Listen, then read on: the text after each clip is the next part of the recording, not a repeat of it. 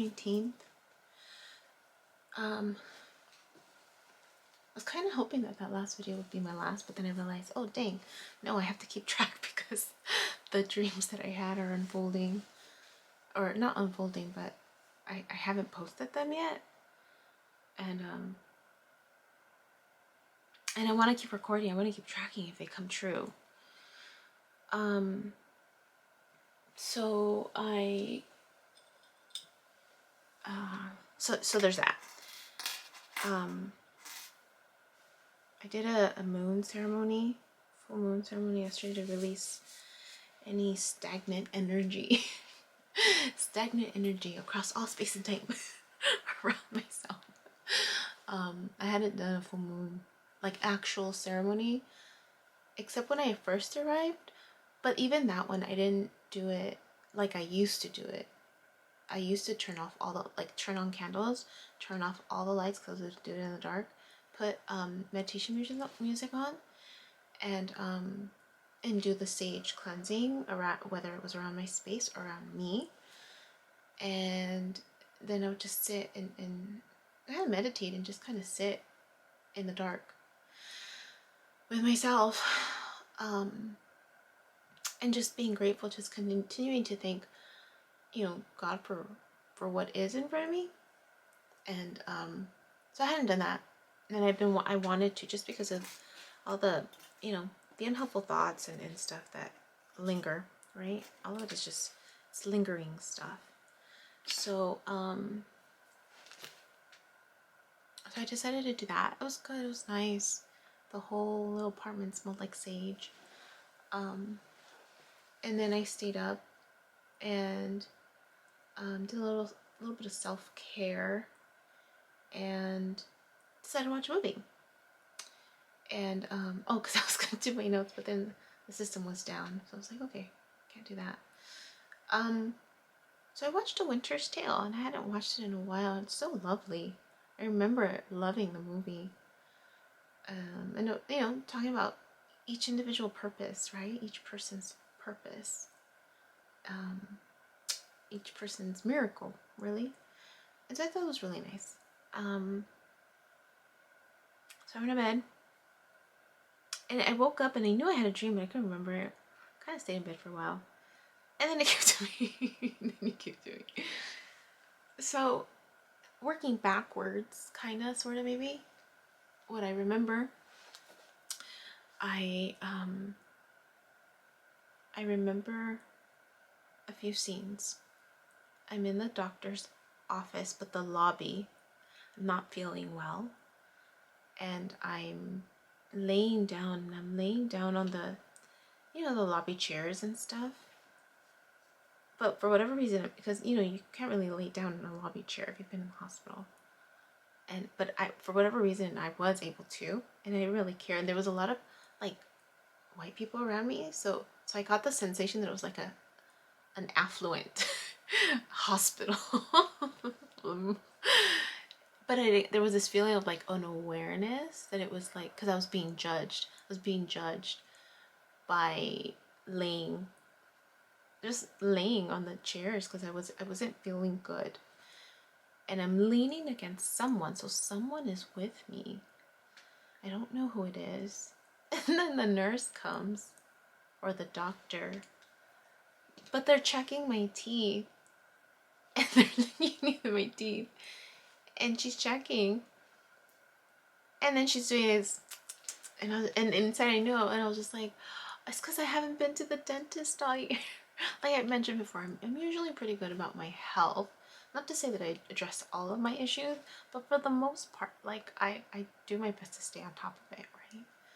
If something's off, or if something's within my control that I can change, I'll do it to the best of my ability. And so, as I was being judged because I hadn't flossed, that tends to be an issue with me when I go. Like, I have a hard time. I do floss, but, you know, it's hard. I can't say that. It used to be. I used to be really good at it. But now with this past year, I've kind of been thrown off, right? But I've been thinking too, I'm like, I need to go back, do my checkup, my whole checkup, right? but she was judging me because my teeth weren't clean. And there's this awareness. I'm like, yeah, I know I haven't come. And then I say it out loud. I'm like, I haven't had insurance for a whole year. Like, I left my job. Which is not true, because I worked, but, didn't have insurance. So, so there was that, at least until now. And so there was that, like, I'm confessing it. So there's this element of even my health, even my public, like, there was this feeling of, I know I'm kind of like emotionally all over, but in my dream there was this exposure of self, this exposure of my health in front of other people now. So it went from my emotional to now my physical health. I guess emotional and mental, right? In terms of my thought process. Now it's my physical health being all over, like, exposed in front of all these strangers. So that was what stood out from that. And then it switched to me still not feeling well, and I'm back in my place, but I'm with someone. I don't know who this person is, and I'm vacuuming. I'm needing to vacuum both sides of, like, trying to get into my apartment, but I'm high up, and my apartment's down here, and I can't access it. So I have my vacuum. It has the long extender thing, so I'm, like, doing that, trying to get to all the nooks and crannies. Last night I went to bed thinking, because I was on the floor, and looking around, I'm like, oh, I shed a lot of hair, like I could probably make a wig with all the hair that comes out, and all the time, and I'm just like, oh. And I mentioned, like, I don't like to clean. I really don't. I'll do it. Sometimes I'll get into the mood of it, like, if I put good music on, I'm dancing. But I really don't like to clean. Like, I end up, like, I don't know how I get messy. I get messy. And, so there was just this awareness that I went to bed. I'm like, oh, I actually did go to bed thinking about my teeth. Because I ate late. I've been eating a little late, and I shouldn't. I'm feeling it in my cheeks, and I'm feeling it in my glute. Oh, dang it! I go back to working out. But I'm looking at the floor. I'm like, oh, I need a white vacuum, really, the floor, and I need a vacuum. So in my dream, I'm trying to vacuum, but they're telling me, like, you don't need to vacuum anymore. You don't need, like, there's this, like, I'm being told that I don't have to vacuum anymore. But I want to vacuum. There's another scene. Gosh darn it! I know there was a third scene. Oh, it was the sexual dream. So I went to bed. There's a scene in my mind that I'm naked with another woman, and she's coming at me from behind. That position. And it felt good. Like, and the thing is,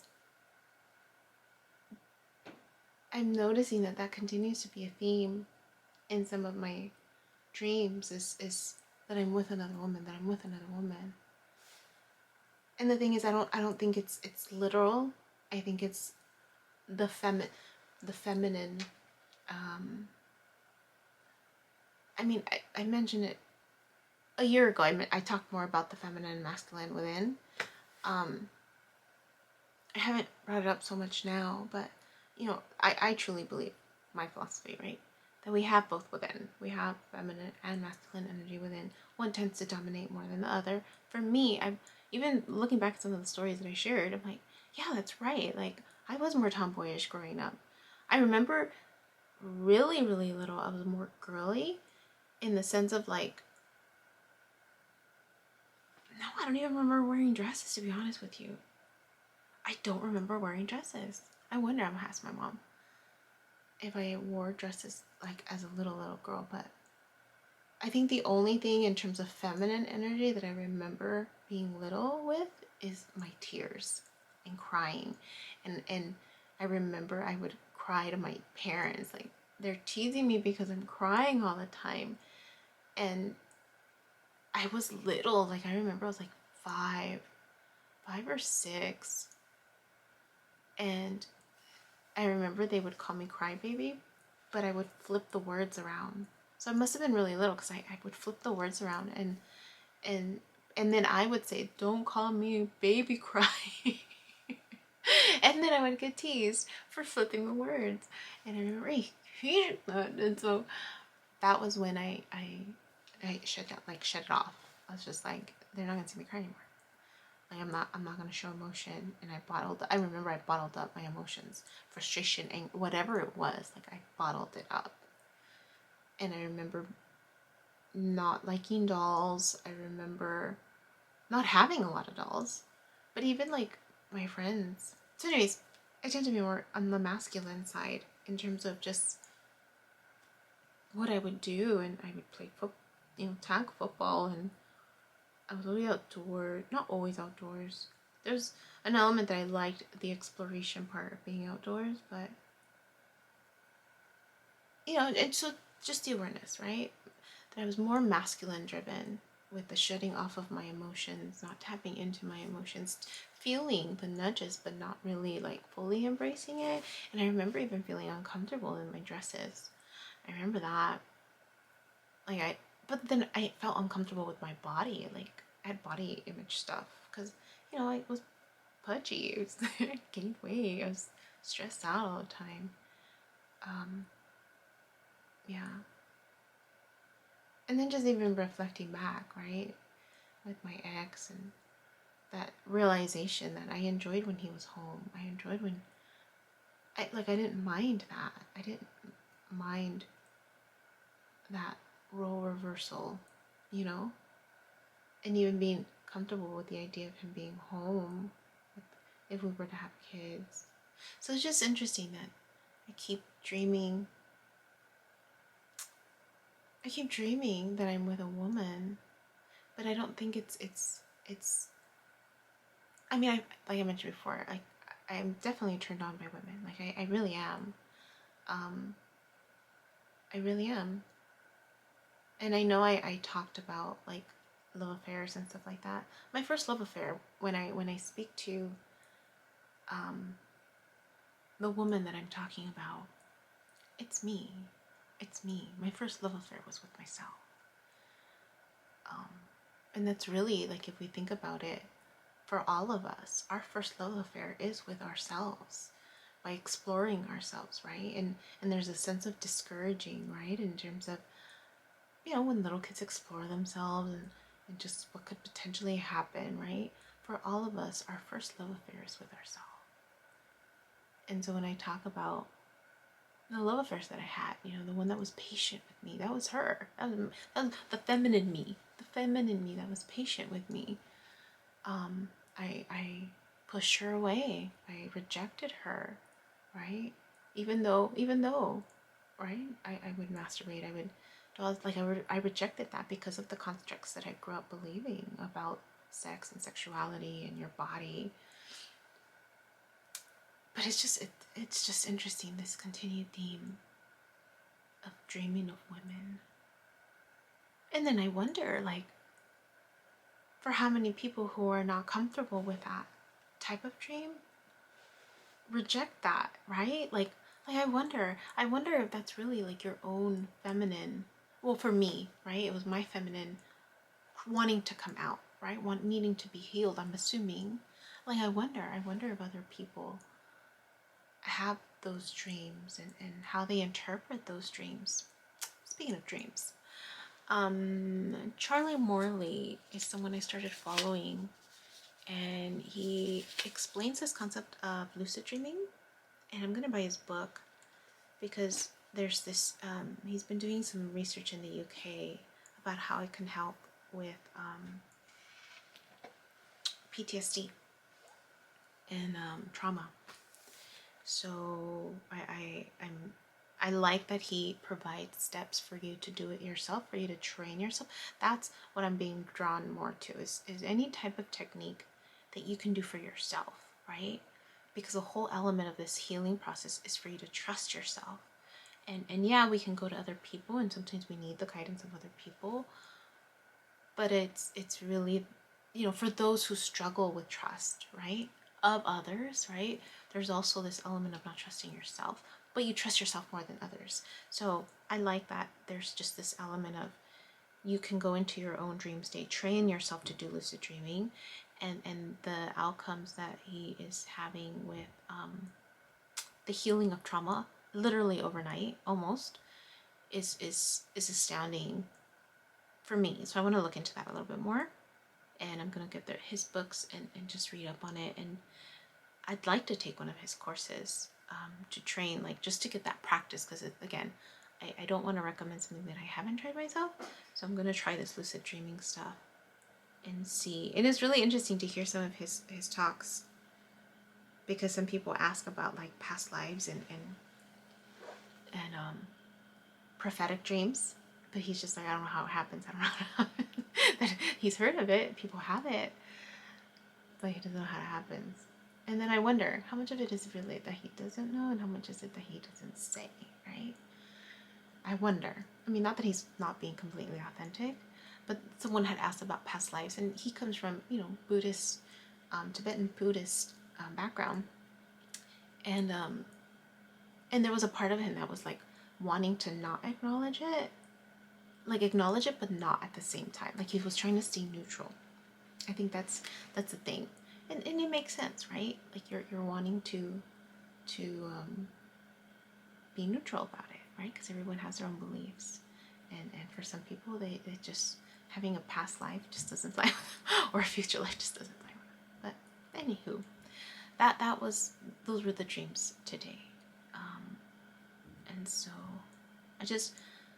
I wanted to record that because I had the dream. I've tried meditating. I don't get the light anymore, and I think it's because I know what I need to do. That's the thing. Like, I know what I need to do. So the dreams are coming. I'm still recording. I'm encouraging my clients to record, so I'll continue to do that. And then whether or not I decide to post, I guess. Well, I have to, right? until I get through the other dreams, to document, like, did they come true? And then I'm just end it there. Okay. Hi, my name is Yubi, and in case you haven't figured it out, this footage is capturing my experience as I learn to navigate my personal spiritual awakening. I am learning that this experience is unique to each one of us. In whatever way we believe we are embracing living our truth, this just happens to be my journey. And despite me having a graduate degree and a license in clinical social work, this by no means is intended to replace any type of mental health advice. This is just me on a personal level, documenting my experience, shedding light on the truth that I am learning and discovering for myself, and really inviting you along for the ride. If by some magical chance you find this content to be helpful in any way, shape, or form, please click the like button, share the message, subscribe to my YouTube channel. I have an Instagram account, a personal one, and one specifically for this channel that you're more than welcome to check out. I'm an open book. I have also created t-shirt designs. I'm wearing my favorite one right now, which is the North Node design, but I have that and other things that you can look at, inspired by this process and journey, and I have the link in the description box as well as in the about section of my YouTube channel. So you're more than welcome to check those items out. Any type of support is great. Again, if you find this content really helpful or meaningful, sometimes when we take that step and be vulnerable, with showing what's inside our hearts and what's really our truth, we realize that we're much more connected than what we thought we were. And so I hope that as I'm living this experience, and that you find some type of truth for yourself, or find some type of ability to heal in some way just by relating, you know, just by knowing that you're not alone. That really has been my goal with this process, not just being able to connect with others, but really for my own healing. It's definitely been a therapeutic experience and a very creative one for myself. So I thank you, and I wish you all the best, and we'll see what else comes next for me.